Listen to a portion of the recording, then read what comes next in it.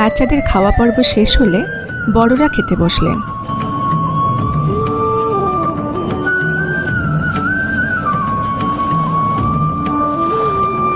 তাদের শেষ হলে আমরা খেতে বসলাম। আমরা প্রভুদের আনা পদ্ম পাতায় খেলাম।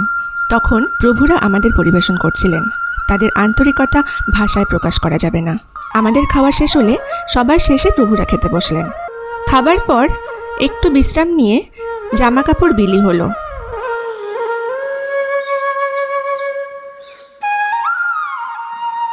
তারপর একটু বসতেই ডাক আসলো আম পাড়তে যাবার। ভাবুন, ভাদ্র মাসে কাঁচা আম, পাকাও আছে কিছু কিছু। আমি পারবো, ভাদ্র মাসে কাঁচা আম পাচ্ছে, তাও হাত বাড়িয়ে। বাবা কি ভালো, কিচ্ছু হবে না। আর লাগবে না, আর অন্য কাছে উঠতে হবে না। সাবাস।